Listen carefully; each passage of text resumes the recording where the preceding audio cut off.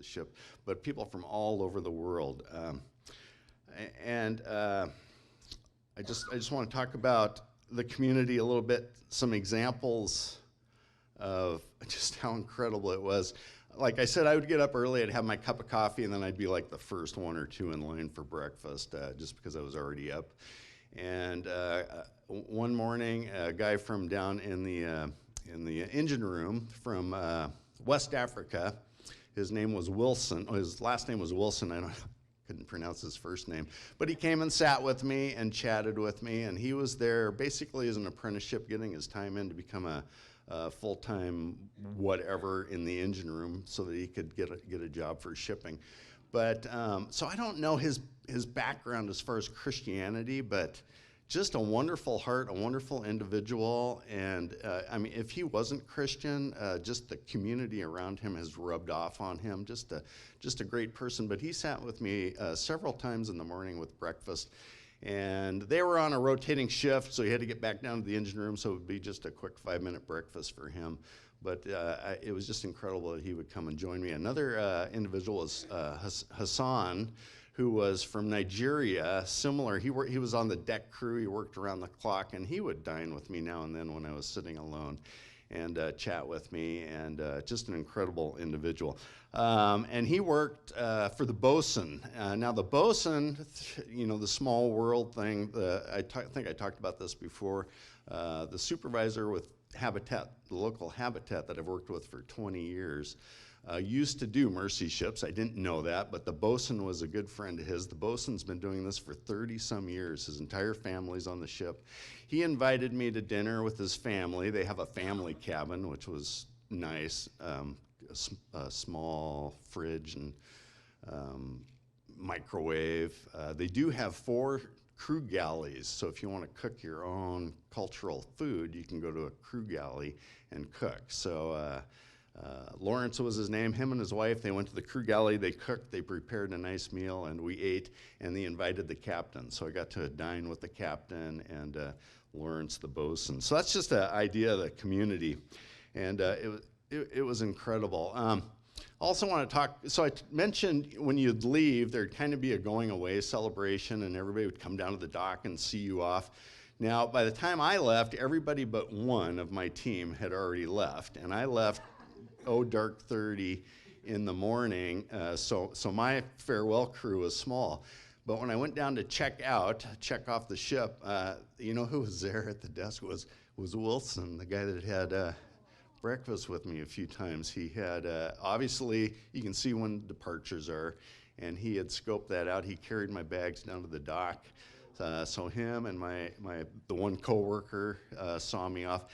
And then another individual that I have to mention, his name is Nick, and he reminded me of Pat Lelvis. He's 75 years old, and all he's done his entire life is service work. When he left home the first time, he went to Africa. Pat can relate to this, no phones, communication was slim. He went to Africa, he backpacked Africa for 2 years and hardly talked to his folks at all. So he said they weren't too happy with him. So he was home for a few months, and then he went to Guatemala, and he did some service work in Guatemala, and then he hitchhiked to the United States, where he flew back home. He was from London. And his parents weren't too happy with him about that either. But I was just thinking of Pat Lelvis the whole time, just Pat's life and ministry and missionary, and as he was sharing his stories, but a wonderful individual. He saw me off that morning also too. He got up bright and early to see me off, so that was fun. What did I learn? Really, what did I relearn? If you've ever gone on a short-term mission trip, Pat Lelvis has likely given you the book, Cross-Cultural Servanthood, right? Well, I learned I should have reread that book. You know, I was kind of thinking, I'm not going to a third world country, you know, it's not going to be, I don't need that. It was kind of in the back of my mind anyway, but I needed that. You know, even the culture as you go from here, you know, south, or you go from here, you know, just even in our own communities, the cultures change. And that book is so valuable. And the subtitle is that Serving the World in a Christ-like Humility. And I really could have read that, but God came through. He knew I didn't read the book.